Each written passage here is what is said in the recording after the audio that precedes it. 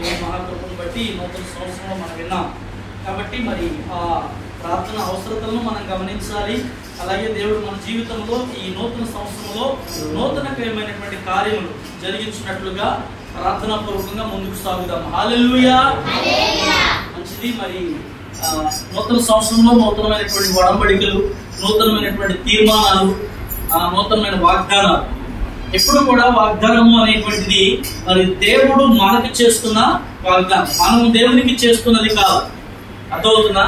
మనం దేవునికి ఏం చేస్తామంటే తీర్మానం చేస్తాం, దేవుడు మనకేం చేస్తాడు? వాగ్దానం చేస్తాడు. అందుకే వాక్యంలో రాయబడింది, వాగ్దానం చేసిన దేవుడు నమ్మదగిన వాడు, తీర్మానం చేసిన మనుషుడు నమ్మదగిన వాడు కాదు. అంతే కదా? తీర్మానము ఎప్పుడు నిలబడేది కాదు.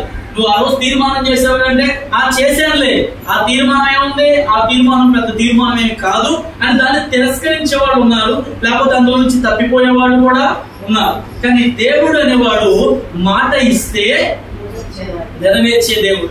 ఆయన మాట తప్పని దేవుడు అయి ఉన్నాడు. దేవుడికి స్తోత్రం కలుగునుగాక. 2024 సంవత్సరం వరకు కూడా దేవుడు నిజంగా ఏ మాట అయితే మనకు వాగ్దానములు చేశాడో ఆ వాగ్దాన రూపేణ దేవుడు తన మాటను నిలబెట్టుకున్నాడు. దేవుడు తన మాటలను స్థిరపరిచాడు. కానీ మనం దేవునికి ఇచ్చినటువంటి తీర్మానాలు కానీ, మనం దేవుడితో చేసినటువంటి ప్రమాణాలు కానీ, మనం దేవుడితో చేసుకున్నటువంటి నిబంధనలు కానీ ఏటిలో కూడా మనుషుడు నిలబడలేదు. ప్రాముఖ్యంగా మనం అసలే నిలబడలేదు. కానీ మనం నిలబడినా నిలబడకపోయినా, మనుషులుగా మనం దేవుని పట్ల ఆయన మీద ఆధారపడకపోయినా దేవుడు మాత్రం ఎప్పుడు మనుషులను మర్చిపోయేవాడు. ఒకవేళ ఇన్ కేస్ ఆయన కనుక మర్చిపోతే మన మనుగడ లేకపోతే మన జీవితం ఇక్కడ వరకు వచ్చేది. కొన్నిసారి మీకు చాలా పర్యాయాలు జ్ఞాపకం చేశారు. దేవుని దృష్టిలో ఎవరున్నారు? మనం ఉన్నాం. ఇది బాగా గుర్తుపెట్టుకోవాలి. దేవుని దృష్టిలో మనం ఉన్నాం. మన దృష్టిలో దేవుడు ఉన్నాడా లేదా అనేది మనం ఆలోచించుకోవాల్సిన విషయం. మన దృష్టిలో చాలా వరకు మనుషులే ఉంటారు, ఏలోక సంబంధమైనవే ఉంటాయి. కానీ దేవుని దృష్టిలో మనుష్యుడు మాత్రమే ఉంటాడు. ఎందుకంటే ఆకాశములను ఆయన సృజించేశాడు, భూమిని ఆయన కలిగి చేసేసాడు, ప్రకృతిని అంతా ఆయన సృజించేశాడు. ఇక ప్రకృతిలో నివసిస్తున్న మనుషుల మీదే ఆయన ధ్యాస అంతా, ఆలోచన అంతా, ధ్యానం అంతా, దృష్టి అంతా, సమస్తము కూడా ఆయన మనుషుల మీదనే దృష్టించుచున్నాడు. మనము ఏమి తిందుమా, ఏమి త్రాగుదుమా, ఏమి ధరించుకుందుమా అని కేవలం మన ప్రాణాల గురించి మనం ఆలోచించుకుంటాం. లేకపోతే ఏ అప్పులోడు వస్తాడో వాడికి డబ్బులు కట్టాలా, ఏ ఈఎంఐలు, ఇవి మన ఆలోచనలు మన చుట్టూ తిరిగేటువంటివి. కానీ దేవుడు ఎప్పుడు కూడా మనుషులను ఆయన దృష్టిలో పెట్టుకుంటూ ఉన్నాడు. నా బిడ్డ ఏ కష్టంలో ఉందో, నా బిడ్డ, నా కుమారుడు ఏ ఇబ్బందిలో ఉన్నాడో, ఏ ఇరుకులో ఉన్నాడో, ఎటువంటి పరిస్థితిలో ఉన్నాడో అని ఆలోచించి వారి పట్ల దృష్టి నిలిపి దేవుడు గొప్ప కార్యములను చేయగలిగిన వాడు. దేవుడికి స్తోత్రం కలుగునగా. ఈ మాట చెప్పడంలో నేను ఏమాత్రం సంతోషించను. ఎందుకంటే నిజంగా మా చిన్న విషయంలో చాలా పర్యాయాలు నా మనసులో ఒకటే వేదన. తండ్రి లేని పిల్లలు, చుట్టూ ఉన్నటువంటి సమాజము కూడా సరైనటువంటి కోఆపరేషన్ లేనటువంటి సమాజం మధ్య బ్రతుకుతున్నారు. ఇంకా ఆ కుటుంబ బాంధవ్యాలు అంటే కుటుంబ బంధుత్వాల మధ్య కూడా సరైనటువంటి సఖ్యత లేనటువంటి పరిస్థితి. ఇద్దరు ఆడపిల్లలు. ఈ రోజున ఒక్కరిని పంపించడమే చాలా కష్టతరమైనటువంటి పని. నిజంగా దేవుడిని జ్ఞాపకం చేసుకోవడంలో ఉన్నంత గొప్ప దీవెన మరెందులో కూడా లేదు. దేవుడికి స్తోత్రం కలుగునుగా. నిజంగా మరి బైబిల్ చరిత్రలో ఎంతో మంది స్త్రీలు, ఎంతో మంది ఆడవారు దేవుడి సన్నిధిలో పెరుగులాడారు, వారు పోరాడారు, వారు ప్రార్థన చేశారు. వారి వలన కూడా దేవుడు అద్భుతాలు జరిగించాడు అనడానికి నిదర్శనం ఏంటంటే మా చిన్నకి. దేవుడికి స్తోత్రం కలుగునుగా. హల్లెలూయా. చెప్పలు కూడా వస్తారు దేవుడు. గమనించండి, బైబిల్ ఎంతో మంది గొప్ప గొప్ప భక్తులు ఉన్నారు. అంటే అబ్రహాము మొదలుకొని, లేకపోతే అంత ముందున్నటువంటి ఆదాము మొదలుకొని దేవుడు వారి జీవితాల్లో చేసిన చేసిన కార్యాలు, ఆదాము జీవితంలో, అబ్రహాము జీవితంలో, ఇస్సాకు జీవితంలో, యాకోబు జీవితంలో, మోషే జీవితంలో, ఏలియా జీవితంలో, ఎలీషా జీవితంలో, ఇలాగ ఎంత మంది భక్తులైతే ఉన్నారో వారందరూ దేవుడికి ఎంత విధేయత చూపించారు కనుక వారి జీవితాల్లో అద్భుతాలు జరిగినాయి. కానీ సమాజంలో స్త్రీ అంటే చాలా చులకన కలిగినటువంటి స్వభావం, చాలా ఎగతాళిగా హేళనగా చూసే విధానం. మనుషులుగా సమాజంలో స్త్రీలను ఎంత ఎగతాళి చేసి చూసినా, ఎంత తక్కువగా చూసినా దేవుని దృష్టిలో ఆయనకు ఎంత భక్తి శ్రద్ధలతో ఉంటారో వారినే దేవుడు దృష్టించుచున్నాడు. దేవునికి మహిమ కలుగునుగా. హల్లెలూయా. వారి పట్ల కూడా దేవుడు తన కార్యాలను చేస్తాడు. ఎన్ని రీతులుగా సమాజము మాట్లాడుకున్నదో, ఎన్ని రీతులుగా బంధువుల మధ్య ఎన్ని మాటలు వచ్చినాయో, కానీ వాటన్నిటి నుంచి కూడా దేవుడు ఏం చేశాడు తెలుసా? ఒక్కొక్క శ్రమ, ఒక్కొక్క ఇరుకు, ఒక్కొక్క ఇబ్బంది, తంతే ఒక ఫుట్బాల్ వెళ్ళి గోల్ ఎలా పడుతుందో అటువంటి సమస్యలన్నింటినీ కూడా దేవుడు యేసు నామములో పాల్గొనలేదంటే దేవునికి ఎప్పుడో తెలుసా? ఆయన మీద పూర్తిగా ఆధారపడినప్పుడు, ఆయన మీద పూర్తిగా ఆనుకున్నప్పుడు. మనుషులుగా మనం మనిషి మీద మనిషి ఆధారపడితే ఎప్పుడు కూడా పడిపోతాడు. బాగా అర్థం చేసుకోండి దేవుడి మాట. మనుషుడిని ఆధారం చేసుకుంటే ప్రయోజనం లేదు. అందుకనే దేవుడు ఒక మాట అన్నాడు, ఆయన ఆధారభూతుడు, ఆయన ఆదరణ కర్త. మనుషులను ఆదరించగలిగిన వాడు ఈ లోకంలో ఎవరైనా ఉన్నారు అంటే అది దేవుడు తప్ప ఎవ్వరూ ఏమి చేయలేదు. ఒక తండ్రిగా చాలా వృద్ధాప్యంలోకి వెళ్ళిపోయిన మనుషుడు, ఒక తమ్ముడిగా నేను కూడా ఏ సహాయం చేయలేని పరిస్థితిలో ఉండిపోయాను. ఉన్న అక్కలు కూడా వాళ్ళకున్న పరిస్థితులను బట్టి, వాళ్ళ స్థితిని బట్టి వాళ్ళు పోతూ ఉన్నారు. కానీ ఒంటరి పోరాటములు చేస్తున్న వారి జీవితంలో దేవుడు గొప్ప కార్యాలు చేస్తాడు. దేవునికి మహిమ కలుగును. హల్లెలూయా. ఇందాక వాళ్ళు పాడుతున్న పాటలు అదే చెప్తున్నాడు. ఒంటరి వాడు మనుషులెల్లరూ నన్ను తప్పు పట్టినా, ఒంటరి వాడు నన్ను విసిగించిన, మనుషులెల్లరూ నన్ను తప్పు పట్టినా, ఒంటరి వాడు 1000 మంది అన్నాడు, నేనున్నానులే భయపడకు అన్నాడు. ఒంటరి వాడు 1000 మంది అన్నావు, నేనున్నానులే భయపడకు అన్నావు, నీవంటే నీకు ఇంత ప్రేమ యేసయ్యా, నీవంటే నీకు ఇంత ప్రేమ ఏంటయ్యా. నేనుండాలేనయ్యా, నేను బ్రతుకాలేనయ్యా, నేనుండాలేనయ్యా, నేను బ్రతుకాలేనయ్యా, నీవే లేకుండా నేనుండాలేనయ్యా, నీ తోడే లేకుండా నేనుండాలేనయ్యా. హల్లెలూయా, హల్లెలూయా, హల్లెలూయా. ఒంటరి వారు ఏమవుతారంట? 1000 మంది. ఒంటరితనంలో ఎంతో బాధ. నిజంగా 2024 సంవత్సరం ఎంతో మందికి ఒంటరి జీవితాలను మిగించింది. 2023, 2022, 2020 నుంచి కూడా, కరోనా సమయం నుంచి కూడా మనుషుల మీద భయంకరమైన శ్రమలు, మనుషుల మీద భయంకరమైన ఇబ్బందులు, మనుషుల మీద భయంకరంగా ఏడుబడి చేస్తున్నటువంటి ఆ రోగాలు మనుషులను ఒంటరి వాళ్ళని చేస్తున్నాయి. కానీ ఆ ఒంటరి జీవితంలో దేవుడు ఏమన్నాడు తెలుసా? నేనున్నా. హల్లెలూయా. నేనున్నా. నేను ఎలాంటి దేవుడునో తెలుసా? ఎఫెసీ పత్రిక 1వ అధ్యాయం చూడండి, మన మూల వాక్యంలోనికి వెళదాం. చూడండి, ఎఫెసీలకు రాసినటువంటి మొదటి పత్రిక 1వ అధ్యాయం 3వ వచనాన్ని చదువుకుందాం. మన ప్రభువైన యేసుక్రీస్తు యొక్క తండ్రి యొక్క దేవుడు స్తుతింపబడును గాక. ఆయన క్రీస్తునందు పరలోక విషయములను ఆత్మ సంబంధమైన ప్రతి ఆశీర్వాదమును మనకు అనుగ్రహించెను. ఎట్లనగా తన ప్రియనియందు తాను ఉచితముగా మనకు అనుగ్రహించిన తన కృపా మహిమకు కీర్తి కలుగునట్లు తన చిత్త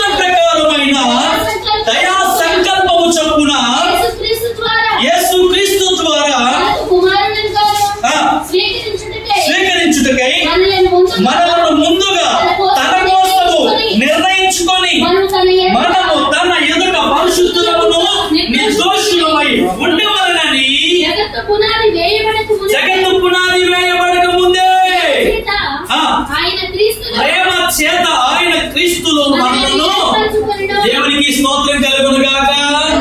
హల్లెలూయా, హల్లెలూయా. ఎంత మంచి మాటలో చూసారా? ఒక్కసారి ఒక్కొక్క చరణాన్ని ఒక్కొక్క వచనాలను పర్టికులర్ గా చదువుతూ ఈ రోజు దేవుడి వాక్యాన్ని జ్ఞాపకం చేసుకుందాం. ప్రభువైన యేసుక్రీస్తు యొక్క తండ్రి యొక్క దేవుడు స్తుతింపబడును గాక. ఆత్మ సంబంధమైన ప్రతి ఆశీర్వాదము మనకు అనుగ్రహించను. ఏ ఆశీర్వాదం అంట? చెప్పాలి. ఏ ఆశీర్వాదం? ఆత్మ సంబంధమైన ఆశీర్వాదం. ఎంతమందికి యెహోవా సంబంధమైన ఆశీర్వాదాలు తెలుసు? ఇప్పుడే ఒక సాక్ష్యం విన్నాం మనం. అనుకోని రీతిగా, అనుకోని విధముగా నిజంగా ఈ గృహం ఇలాగున తయారు చేయబడుతుంది, ఇలాగూ కట్టబడుతుంది అని ఊహకు అందనటువంటి కార్యములు దేవుడు చేస్తున్నాడంటే ఇది యెహోవా ఆశీర్వాదం. ఇది కేవలం యెహోవాకి మాత్రమే నివాస యోగ్యమైనటువంటి స్థలముగా. ఒక మనుషుడు అన్నాడు, అసలు ఇంట్లో పందులు కూడా ఉండవు అన్నాడు. ఒక చిన్న సంభాషణ వస్తే ఆ ఒక మనుషుడు మాట్లాడిన మాట నిజంగా నాకు చాలా దుఃఖం అనిపించింది, వేదన అనిపించింది, బాధ కలిగింది. ఈ ఇంట్లో నిజంగా పందులు కూడా ఉండవు, అంత దారుణంగా ఉంది. ఒక ఇద్దరు ఆడపిల్లలు ఉన్నారు, భార్య ఉంది, ఇలాంటి బాత్రూమ్ ఉండేది, వెళ్లే వాళ్ళందరికీ కనబడలేదా? అసలు నువ్వు మనిషి చాలా రకాలైన మాటలు మాట్లాడాడు. కానీ దేవుని బిడ్డలారా, నా ఆశ, నా నిరీక్షణ ఒక్కటే, ఎప్పుడు కూడా పడిపోయిన వారిని దేవుడు పడిపోయినట్లే ఉంచే దేవుడు కాదు. ఆయన చెయ్యనిచ్చి మరలా తిరిగి లేపగలిగిన గొప్ప దేవుడు అయినాడు. దేవుడికి స్తోత్రం కలుగును గాక. హల్లెలూయా. ఆ రోజు నేను అనుకున్నాను, ఎప్పుడైతే ఆ మాట నా మనసులో నాటబడిందో, ఒక్కొక్క మాట ఒక్కొక్క ఆలోచనతో దేవుని సన్నిధానంలో నేను అడుగులు ముందుకు వేస్తూ ఉన్నప్పుడు ఎవరైతే ఆ మనిషి నాకు కనబడతాడో ఆ మాట తిరిగి మరలా అప్పచెప్పాలనుకున్నాను. నేను మరలా తిరిగి అతనికి సమాధానం చెప్పాలనుకున్నాను. కానీ అతను ఎవరో, అతని పేరేంటో, అతని ఊరేంటో నాకు తెలియదు.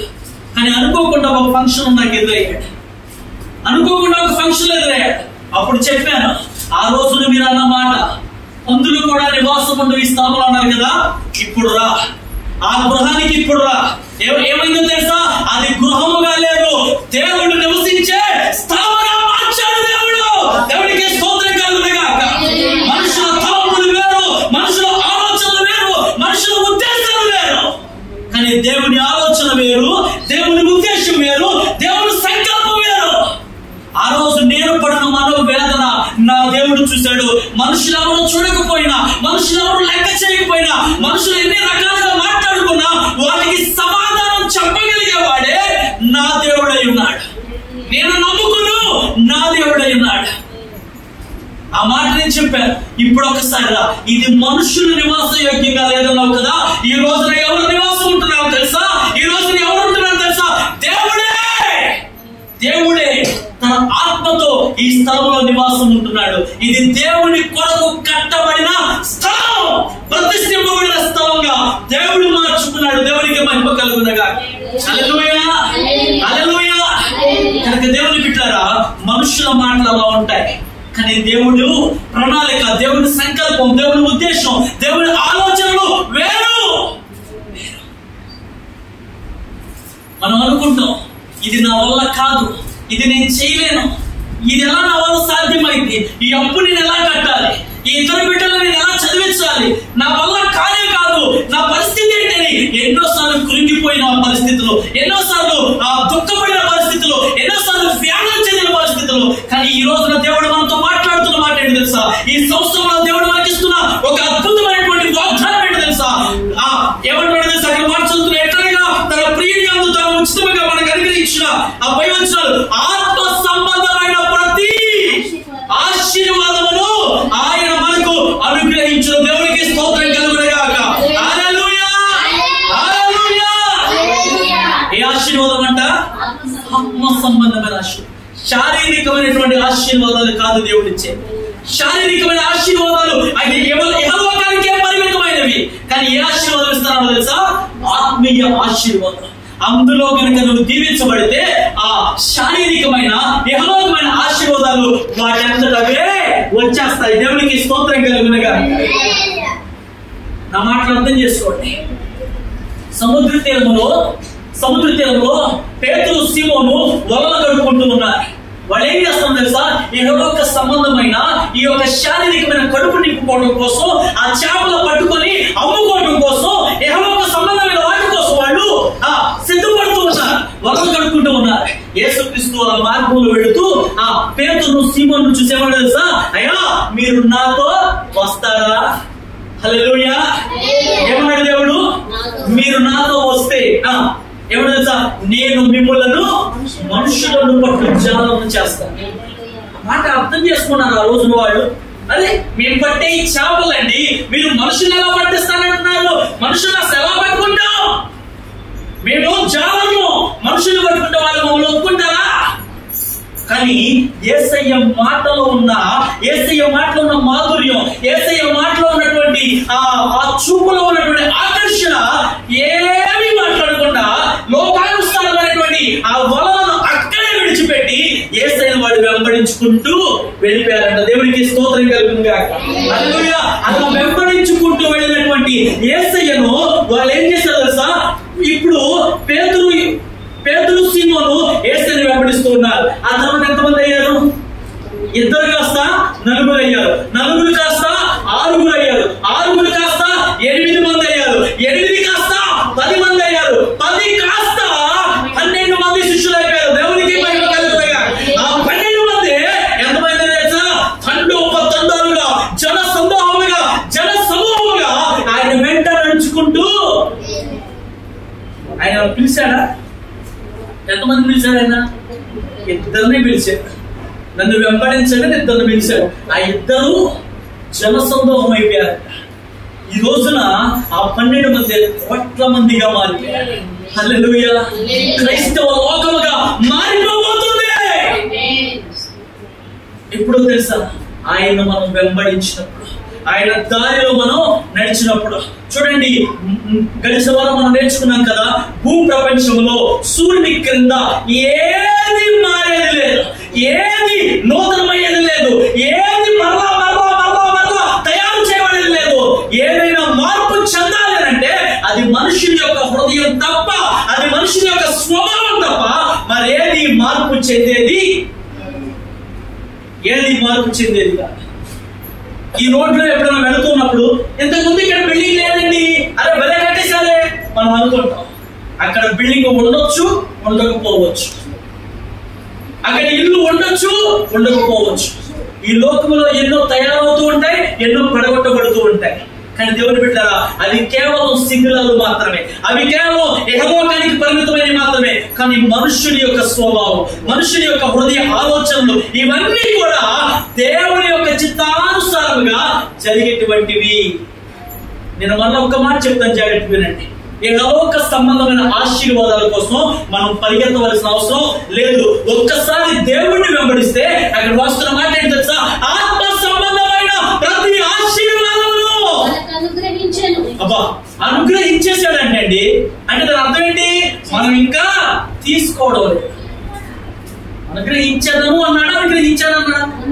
అనుగ్రహించదు అంటే ఆల్మోస్ట్ గివ్ ఇట్, ఇచ్చేసాడు దేవుడు. కానీ మనం గుర్తించలేకపోతున్నాం. ఏమిటి ఆ ఆత్మ ఆశీర్వాదాలు? ఏమిటి ఆత్మ సంబంధమైన ఆశీర్వాదాలు? ఆ పాపకు ఒక వాగ్దానం వచ్చింది, నీ గర్భఫలమును, నీ భూఫలమును, ఇంకేమంటాను అన్నాడు, నీ పొట్లను, నీ ధాన్యమును నేను దీవిస్తాను, ఆశీర్వదిస్తాను అన్నాడు. నీ పశువుల మంద, నీ గొర్రెల మేకలు దీవింపబడు. ఆ పై మాట నేను చెప్పాను. గర్భఫలం అంటే ఏంటో, భూఫలాలు అంటే ఏంటో నేను చెప్పాను, పశువులు అంటే ఏంటో చెప్పాను. ఇకలోక సంపద అంతా కూడా అలనాడు పశు సంపదలో కొలిచేవారు. అలనాడు యోగుకి దాదాపు చాలా పశువులు, చాలా జంతువులు ఉండే. నేటి వాల్యూతో కొలిస్తే యోగు గారి ఆస్తి 400 కోట్లు ఉండేదండి. ఎంత? 400 కోట్ల ఆస్తి పరుడు అతడు. సరే, అది పక్కన పెట్టేయండి. ఇప్పుడు ఆ వాగ్దానం మొదటి వచ్చిన తెలుసా? నీ గర్భఫలము, నీ భూఫలము. భూఫలం అంటే ఏంటో తెలుసా? భూమి నుంచి వచ్చే ఫలం. భూమి నుండి ఏదైతే వస్తుందో దేవుడు దాన్ని దీవిస్తానన్నాడు. అంటే నీ ఆహారానికి కొరత ఉండదు. నీ కడుపు ఎప్పుడు కూడా పస్తులుండే పరిస్థితిని దేవుడు తీసుకున్నాడు. నీ గర్భఫలం అంటే లోపల ఉన్నటువంటి ఫలితాలను, లోపల ఉన్నటువంటి ఫలాలను దేవుడు దీవిస్తానంటున్నాడు, ఆశీర్వదిస్తానంటున్నాడు. అప్పగించినప్పుడు, దేవుని మీద ఆధారపడినప్పుడు నిన్నెప్పుడు కూడా ఆయన దీవెనకరంగా ఉంచుతాను అన్నాడు. దేవునికి స్తోత్రం కలుగునుగా. హల్లెలూయా, హల్లెలూయా. వాగ్దానం చేసిన దేవుడు, కానీ మనం నమ్మాలి, మనం దేవుణ్ణి నమ్మాలి. నువ్వు చెప్పావు కదా సాక్ష్యం, ఇంకా ప్రార్థన చేయండి. గడిచినటువంటి దినాలలో ఆడుతూ పాడుతూ ఏదో సరదాగా నా జీవితాన్ని గడిపా, ఇక నుంచి సరదాగా గడపడానికి లేదు. ఒక అభిషేకంలోకి దేవుడు తీసుకొస్తున్నాడు, ఒక నూతనమైన వరవడిలోకి దేవుడు తీసుకొస్తున్నాడు. నీకు ఒక తలాంతులు ఇస్తున్నాడు, పాటలు పాడగలిగిన తలాంతులు, వాక్యం చదవగలిగిన తలాంతులు దేవుడు నీకు ఇస్తున్నాడు. నేను చెప్తున్నాను ఈ రోజున, ఈ నూతన సంవత్సరంలో ఒక గొప్ప వాగ్దానం, దేవుడిని అనుసరించు. ఆ చదువు, ఆ క్రమశిక్షణ, అవన్నీ నీవే ఉన్నాడే, అవి వస్తాయి. దేవునికి మహిమ కలుగునుగా. హల్లెలూయా. దేవుణ్ణి వెంబడిస్తే ఆత్మ సంబంధమైన ప్రతి ఆశీర్వాదం మన వెనకాల వస్తుంది. ఇప్పుడు మాట మీకు జ్ఞాపకం చేస్తా. యాకోబు తెలుసుగా ఏమీ లేకుండా రిక్తుడికి వెళ్ళిపోయాడు. ఎక్కడికి? ఇక్కడ అన్నం మోసం చేశాడు, వంటకి మీద వండి చిక్కుడుకాయ కూడా మాయించి వండి ఆ అన్నకి పెట్టాడు, శుభ్రంగా తినేశాడు, జ్యేష్ఠత్వాన్ని పొందుకున్నాడు. అమ్మో అన్నకి తెలిస్తే నన్ను చంపేస్తాడేమని చెప్పి ఆ ప్రాంతాన్ని విడిచిపెట్టి ఊరికే ఏమీ లేని వాడిగా వెళ్ళిపోయాడు. ఎవరు? దేవుని బిడ్డలారా, ఆ ఒంటరిగా వెళ్ళిన యాకోబు తిరిగి వచ్చినప్పుడు ఎలా ఉన్నాడు తెలుసా? నలుగురు భార్యలు ఉన్నారు. ఎంతమంది? అప్పుడు పెళ్లి అయిందా? జ్యేష్ఠత్వాన్ని పొందుకున్నప్పుడు పెళ్లి కాల, కేవలం జ్యేష్ఠత్వం మాత్రమే, ఆ దీవెన ఆశీర్వాదం మాత్రమే ఉంది. కానీ ఒంటరిగా వెళ్ళిపోయాడు. కానీ తిరిగి వచ్చేటప్పుడు అతను ఎన్నింతల ఆశీర్వాదం? 4 ఇంతల ఆశీర్వాదం. నలుగురు భార్యలు. ఎంతమంది పిల్లలు? 12 మంది పిల్లలు ఉన్నారు. సైన్యం, సమూహం, అతని సంపద 2 గుంపులు చేశాడంట. అంటే ఎంత ఉంటే 2 గుంపులు చేస్తారండి? అతని ఆస్తి ఎంతగా పెరిగిపోయిందో తెలుసా? నేను ఎందుకు చెప్తున్నా ఈ మాట తెలుసా? జ్యేష్ఠత్వాన్ని ఎప్పుడైతే తీసుకున్నాడో యాకోబు, అక్కడ మోసపూరితమైనటువంటి ఆలోచనలు ఎన్ని చేసుకున్నా దేవుణ్ణి విడిచిపెట్టాల. దేవునికి స్తోత్రం కలుగునుగా. యాకోబు దేవుణ్ణి తిరిగి వచ్చేటప్పుడు యాకోబు జ్ఞాపకం చేస్తున్నాడు దేవుణ్ణి. అబ్రహాము దేవా, ఇస్సాకు దేవా, యాకోబు దేవా, ఇదిగో నాకు 2 గుంపులు అయిపోయారు. ఇప్పుడు నా అన్న నాకు ఎదురుగా వస్తున్నాడు. తల్లిని పిల్లని చంపడానికి అతను వస్తున్నాడు. అతనుకున్న కోపానికి, అతనుకున్న ఆవేశానికి, తన ఖడ్గంకి ఏది ముందు వస్తే అది సంహరించుకుంటూ వెళ్ళిపోతాడు. దేవుడా నీవే నాకు సహాయం చేయి. ఇగో ఇసుక రేణువులంత విస్తారమైనటువంటి దీవెన ఇస్తానని సెలవిచ్చినవే. హల్లెలూయా. అక్కడ ఏం జ్ఞాపకం చేసుకున్నాడు? వాగ్దానాన్ని జ్ఞాపకం చేసుకున్నాడు. అంటే మనుష్యుడు దేవుణ్ణి కనుక జ్ఞాపకం చేసుకుని దేవుణ్ణి కనుక అంటి పెట్టుకుంటే ఆ ఇహలోకంలో ఉన్న ఆశీర్వాదాలన్నీ కూడా వాటి అమ్మటవే. ఈ రోజు మనం నేర్చుకునే పాఠం ఏంటి తెలుసా? ఆత్మీయ సంబంధమైన ప్రతి ఆశీర్వాదం మనకి రావాలి, మనం వాటిని పొందుకోవాలి, అవి మనతో ఉండాలి. అవి ఉంటేనే ఇహలోక సంబంధం అన్ని కూడా మన వెంట వస్తూ ఉంటాయి. దేవునికి మహిమ కలుగునుగా. హల్లెలూయా. ఈ రోజున నేటి దైవ సేవకులు అంతగా ప్రజల చేత మరి నిజంగా గణపరచబడుతున్నారంటే కారణం ఏంటి తెలుసా? వారు నమ్ముకున్న దేవుని యొక్క వాక్యం, వారి నోటి నుండి జాలు వాడుతున్న దేవుని మాటలే వారిని పూల పల్లకిలో మోసుకుంటూ వెళ్ళిపోతూ ఉన్నాయి.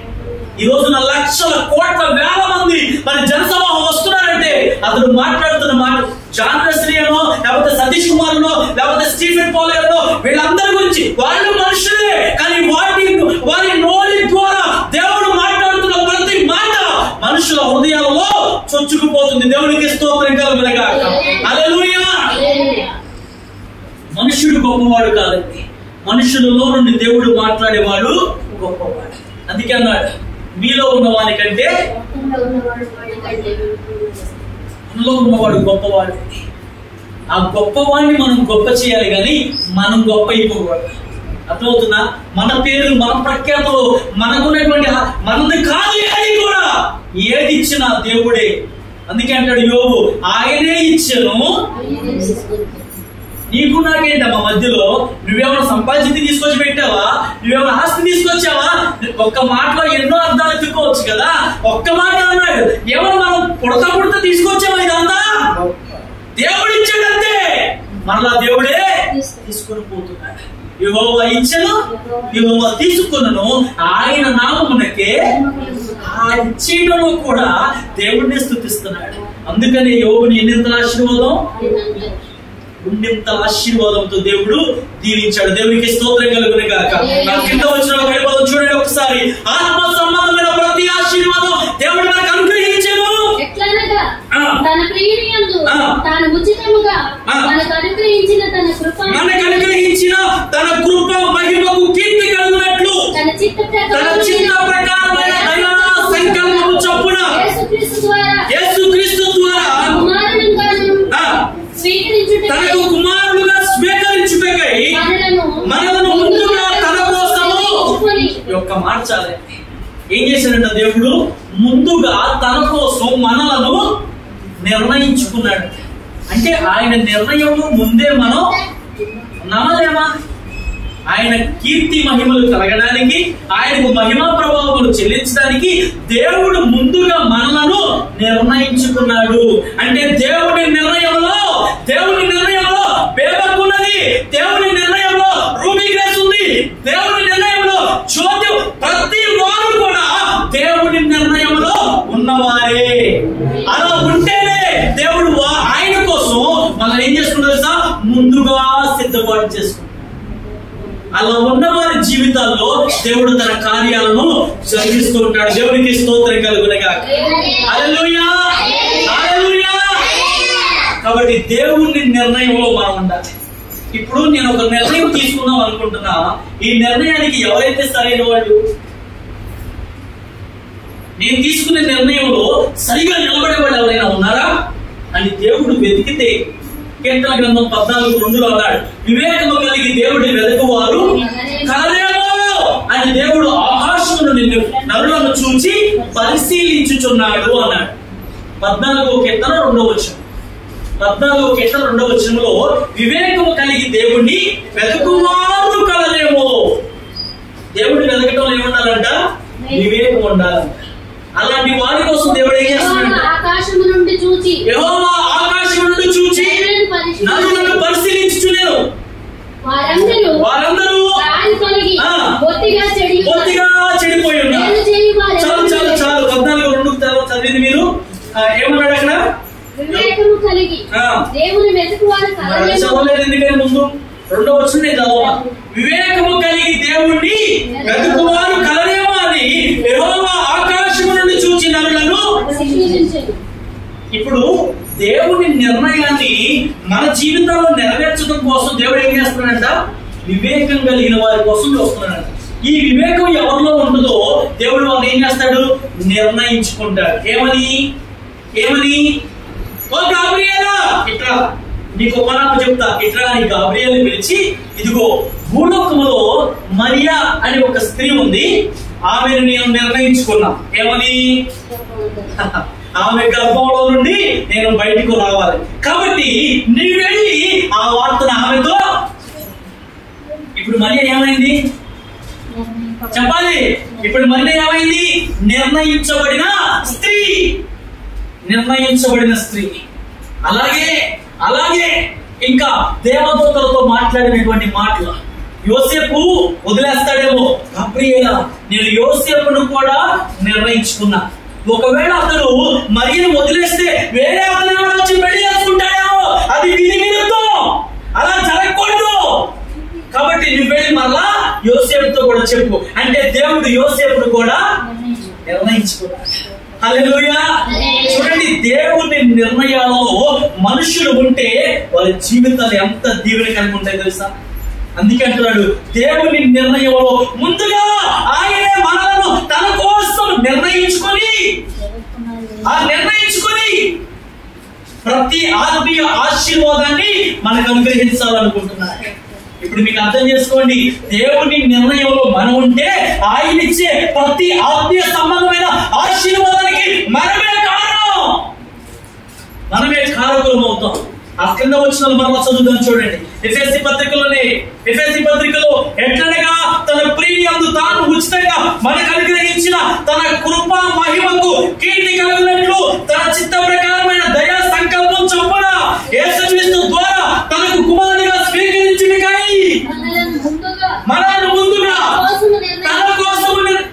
దేవుని కోసం మనుషుడు నిర్మించబడదు. ఎంత గొప్ప విషయం తెలుసా ఇది. అందరూ ఏమనుకుంటారంటే క్రైస్తవులందరికీ యేసుక్రీస్తు దేవుడు, ఈ క్రైస్తవులందరూ కలిసి యేసుని నిర్ణయించుకున్నారు అనుకుంటారు. కాదు కాదు కాదు కాదు క్రైస్తవులు యేసుక్రీస్తుని నిర్ణయించలా, దేవుడే మనుషులను నిర్ణయించుకున్నాడు. వీళ్ళు నావాళ్ళు, వీళ్ళు నాలోనికి రావాలి. చూడండి ఆయన ప్రణాళిక ఎంత సిద్ధపాటు కలిగినటువంటి ప్రణాళిక, ఎంత ఆలోచన కలిగిన ప్రణాళిక. ఏ కులము వారైనా, ఏ మతము వారైనా, ఏ జాతికి చెందిన వారైనా, ఏ తెగకు చెందిన వారైనా తన ప్రేమను కనుక వారు తెలుసుకుంటే దేవుడు వారిని ఏం చేస్తాడు తెలుసా? నిర్ణయించుకున్నాడట. దేవుడికి మహిమ కలుగునుగా. హల్లెలూయా. దేనికి నిర్ణయించుకున్నాడు? బైబిల్లో ప్రతి ఆత్మీయ ఆశీర్వాదములు ఇవ్వడానికే. అలనాడు యాకోబు నిర్ణయించుకున్నాడు దేవుడు, అలనాడు యాకోబును నిర్ణయించుకున్నాడు దేవుడు. అలా నిర్ణయించుకున్నాడు కాబట్టి యాకోబా నీ పేరు చెప్పు. వినాలి వినాలి. యాకోబు నీ పేరు చెప్పు. అయ్యా నా పేరు నీకు తెలుసుగా. అరే నీకు ఆత్మీయ ఆశీర్వాదం ఇస్తానయ్యా. ఎగలోకంలో చాలా ఆశీర్వాదం పడిపోయావు కదా, ఇప్పుడు నీకు ఆత్మీయ ఆశీర్వాదం ఇస్తాను. అయ్యా నా పేరు నీకు తెలుసుగా, నా పేరు నీకు తెలుసుగా, నా పేరు నీకు తెలుసుగా అని ఎన్నిసార్లు అడిగినా దేవుడు మరలా అదే అడుగుతున్నాడు. అంటే మనం ఎప్పుడైతే మన జీవితంలో వండపరంగా దేవునికి సమర్పించుకుంటామో అప్పుడు ఆయన మనం ఏం చేస్తారో తెలుసా? తన ఆత్మీయ ఆశీర్వాదం కోసం నిర్ణయించుకుంటాడు. హల్లెలూయా హల్లెలూయా. నా మాటలు అర్థమవుతున్నాయా? పాయింట్ వైజ్ గా వస్తున్నాను నేను. దేవుడు మనల్ని నిర్ణయించుకున్నాడు ఈ నూతన సంవత్సరంలో అంటే ఆత్మీయ ఆశీర్వాదాలు ఇవ్వడం కోసమే. వచ్చేయండి, కింద వచ్చేయండి. సమయం సంకుచితంగా ముగిద్దాం. యేసుక్రీస్తు ద్వారా తన కుమారునిగా స్వీకరించుటకై మనల్ని ముందుగా తన కోసం నిర్ణయించుకొని మనము తన ఎదుట పరిశుద్ధులమును. ఎంత గొప్ప మాట అండి ఇది. పరిశుద్ధులుగా ఉండాలంట, నిర్దోషులుగా ఉండాలంట. ఇలా ఉండాలని జగత్తు పునాది వేయబడక ముందే ప్రేమ చేత ఆయన క్రీస్తులో మనలను అర్థం చేసుకోండి బాగా. నిర్ణయించుకున్న దేవుడు ఏమనుకున్నాడంటే పరిశుద్ధులుగా ఉండాలనుకున్నాడు, నిర్దోషులుగా ఉండాలనుకున్నాడు. కానీ మనుషులందరూ ఏమైపోయారు? ప్రతి సహోదరుడు తంతగొట్టి ఎదుటివాడి కొమ్మ ఉంచేవాడిగా ఉన్నాడంట. ఇర్మియాలో రాస్తున్న మాట అండి అది, నా మాట కాదు. అదే నేను మిమ్మల్ని నిర్ణయించుకుంది ఎందుకనంటే మీరు పరిశుద్ధులుగా ఉండాలని, నిర్దోషులుగా ఉండాలని నేను నిర్ణయించుకొని ప్రేమ చేత అన్నాడు. అంతేగా? ప్రేమ చేత అంటే పానార్పణముగా ఆయనే తన శిలువ మరణము చేత అంతగా నేను మిమ్మల్ని ప్రేమించాను అని తెలియజేయడానికి, పరిశుద్ధులుగా నిర్దోషులుగా ఉండటానికి నేను మిమ్మల్ని నిర్ణయించుకుంటే మీరేమైపోతున్నారో తెలుసా? ఇహలోక స్నేహాన్ని ఆశిస్తున్నారు, ఇహలోక మాలిన్యాన్ని అంటుకుంటున్నారు. ఈ ప్రణాళిక ఎప్పుడు అంటే తెలుసా? జగత్తు పునాది వేయబడక మునిపే. అంటే తల్లి గర్భం. అందుకే ఏమన్నాడు చదవండి ఒకసారి. కీర్తన గ్రంథం 51. ఒక్కసారి కీర్తన గ్రంథం 51 త్వరితంగా. నేను పిండముగా ఉండగానే నీ కన్నులను 51:5 నేను పాపములో పుట్టిన వాడను, పాపములోనే నా తల్లి నన్ను గర్భంలో ధరించింది. 139 వచ్చేయండి. 139 కీర్తనలో ఆ వచనాలు ఎక్కడున్నాయి? 139 13 వచనం. నా అంతరింద్రియములను నీవే కలగజేసితివి, నా తల్లి గర్భమందు నన్ను నిర్మించిన వాడు. 13 వచనం. నా అంతరింద్రియములను నీవే కలగజేసితివి, నా తల్లి గర్భమందు నన్ను నిర్మించిన వాడు నీవే. నిర్ణయించిన వాడు నీవే.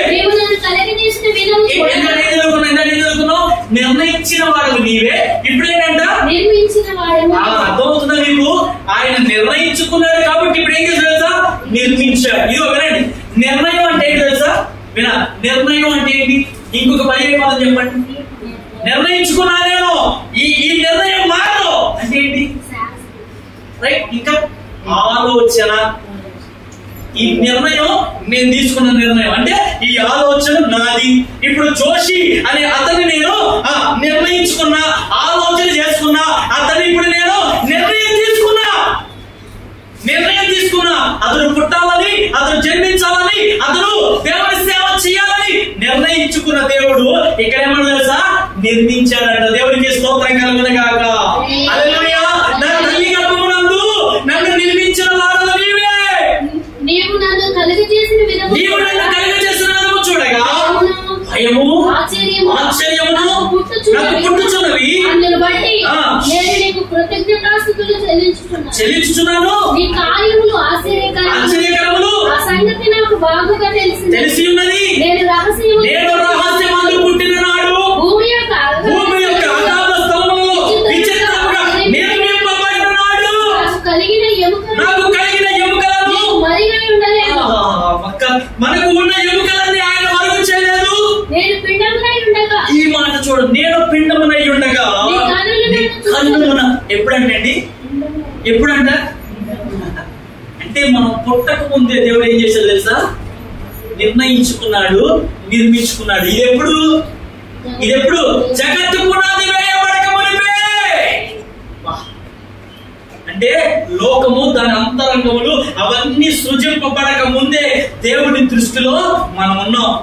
ఒకసారి రెండు చేతులు దేవుని స్తుతిద్దాం. హల్లెలూయా, హల్లెలూయా, హల్లెలూయా. రెండు మాటలు జ్ఞాపకం చేసుకోండి. దేవుడు నిర్ణయించుకున్నాడు, నిర్మించుకున్నాడు. నిర్ణయం, నిర్మించడం ఎప్పుడు జరిగింది? జగత్తు పునాది. ఎప్పుడు ఎలాగా మనం పరిశుద్ధులుగా నిర్దోషములుగా ఉండటానికి జగత్తు పునాది వేయబడక ముందే ప్రేమ చేత ఆయన మనలను.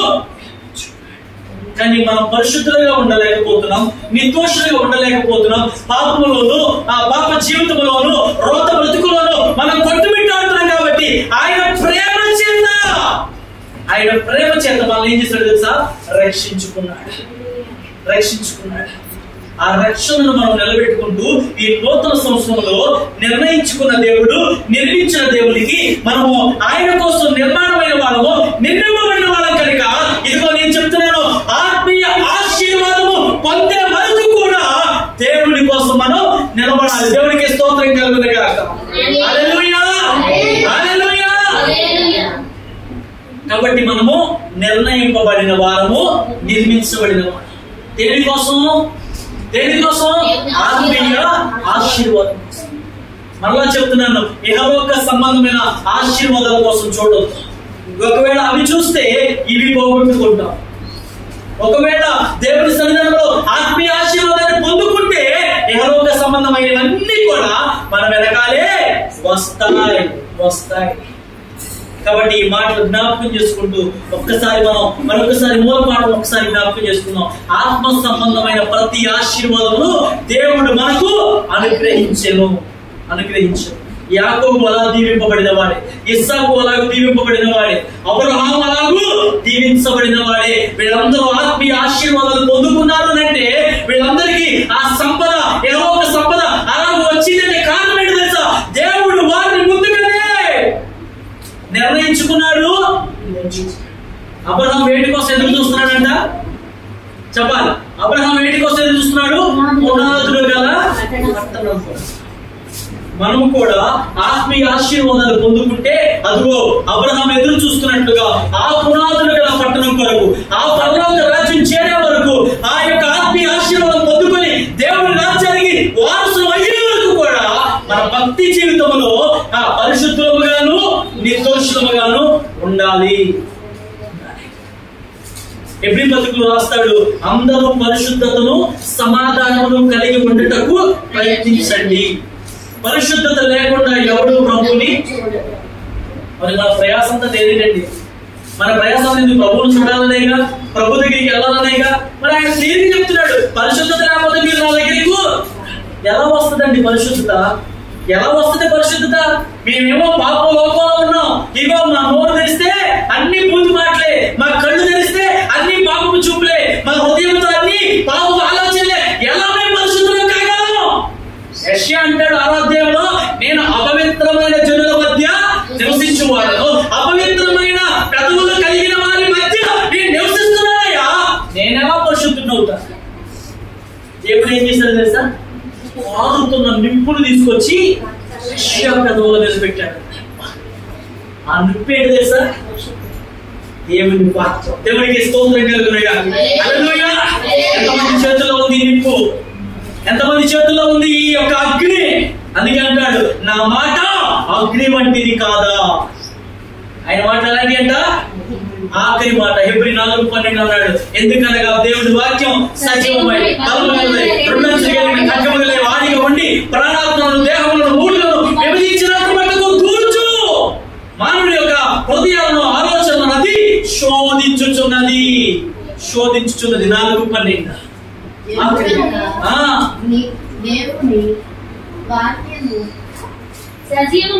సజీవమై బలము కలిగినై రెండంచులు కలిగిన ఖడ్గము వలె ఉండి 2 అంచులు కలిగిందండి దేవుని వాక్యం. కాబట్టి ఆ చదవద్దు, దేవుని మాటలు ముగిస్తున్నాడు వినండి. కాబట్టి దేవుని వాక్యం వల్లనే మనం పరిశుద్ధులం కావగలం.